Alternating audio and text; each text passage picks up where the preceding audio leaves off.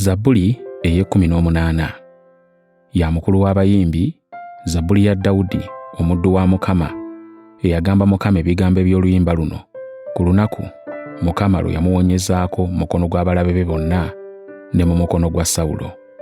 N'ayogera nti, amakubo ga Katonda ag'ekitalo.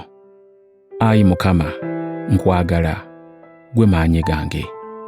Mukama lwe lwazi lwange, era kye kigo kyange, era yandokola. Katonda wange, olwazi lwange olunywevu, oyo gwe ŋŋenda okwesiganga. Ye ngabo yange, ge maanyi ag'obulokozi bwange, ye yankuuma. Mukama asaanira okutenderezebwa, mukoowoola n'amponya abalabe bange. Nali neetooloddwa akabi ak'okufa, amayengo ag'okunzikiriza ne ganjiikako, emigwa egy'emagombe gyanneetooloola, emitego egy'olumbe gyankwasa. Mu nnaku zange ne nkoowoola Mukama, ne mpita Katonda wange, n'awulira eddoboozi lyange mu yeekaalu ye, bye nakaabira mu maaso ge n'abiwulira. Ensi yayuuguuma n'ekankana, emisingi gy'ensozi gyagigumira ne ginyeenyezebwa kubanga yali asunguwadde. Omukka ne gunyooka okuva mu nnyindo ze, omuliro ogusenkenya n'amanda agaaka ne biva mu kamwa ke. Yakutamya eggulu n'akka, n'ekizikiza ekikutte ennyo nga kiri wansi w'ebigere bye. Ne yeebagala kerubi n'abuuka, n'agendera mangu ku biwawaatiro eby'empewo. Ekizikiza n'akifuula eky'okwekwekamu ne kimukweka, ebire ebikutte ebijjudde amazzi ne bimwetooloola. Mu kumasamasa okuli mu maaso ge ne muva ebire ebikutte, amayinja ag'omuzira n'amanda ag'omuliro. Mukama n'abwatuka mu ggulu, eddoboozi lyo yali waggulu ennyo ne liwulirwa, ne waba amayinja ag'omuzira n'amanda ag'omuliro. N'alasa obusaale bwe, abalabe be n'abasaasaanya, n'abagoba n'okumyansa okungi. Ensalosalo ez'amazzi ne ziryoka zirabika, emisingi gy'ensi ne girabika mu kunenya kwo, Ayi Mukama, mu kibuyaga w'omukka ogw'ennyindo zo. Mukama yasinzira mu ggulu n'ankwata, n'anzigya mu mazzi amangi. Yamponya eri omulabe wange ow'amaanyi n'eri abo abankyawa, kubanga nze bansinza amaanyi. Bannumba nga ndi mu buzibu, naye Mukama ye n'ankuuma. Yantuusa mu kifo ekigazi, n'amponya kubanga yanjagala. Mukama yampa empeera ng'obutuukirivu bwange bwe bwali, ng'emikono gyange bwe giri emirungi bwansasudde. Kubanga nakwata amakubo ga Mukama ne siva ku Katonda wange nga nkola obubi. Nakwata ebiragiro bye byonna, era saajeemera n'amateeka ge. Saalina musango mu maaso ge, neekuuma ne sikola kibi. Mukama kyavudde ansasula ng'obutuukirivu bwange bwe buli, kubanga nkola ebirungi mu maaso ge. Oli mwesigwa eri oyo omwesigwa, oli mutuukirivu eri oyo omutuukirivu.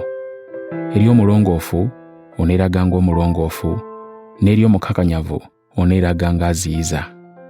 Kubanga onoolokolanga abantu abajoogebwa, naye n'otowaza abo abeekulumbaza. Gw'ompa ekitangaala, Mukama Katonda wange, n'omulisa mu kizikiza kyange.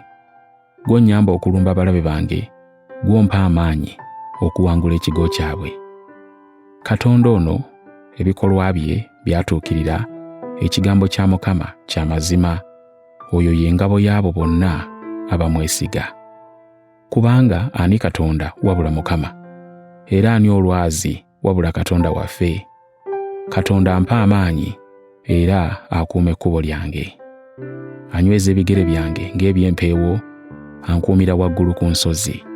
Anjigiriza okulwana, emikono gyange ne gireega omutego ogw'ekikomo.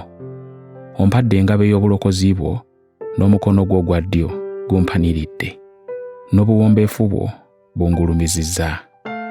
Ongaziyirizza ekkubo ery'ebigere byange, siiseererenga kugwa. Ngoba abalabe bange ne mbakwata, sikomawo nga sinnabazikiriza.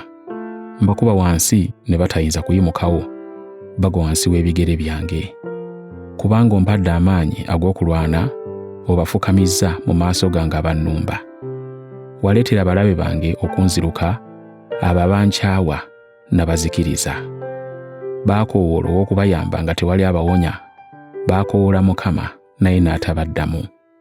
Ne ndyoka mbasekulasekula ng'enfuufu etwaliwa empewo, ne mbalinnyirira ng'ebitosi eby'omu nguudo.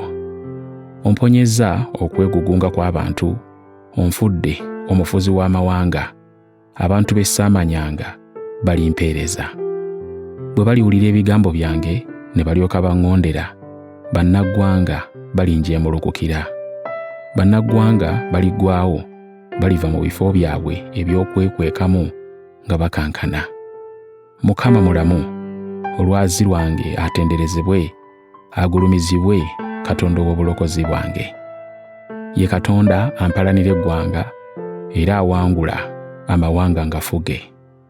Amponya eri abalabe bange, weewaawo ompadde okufufuggaza abalabe bange, omponyezza eri abantu abakambwe.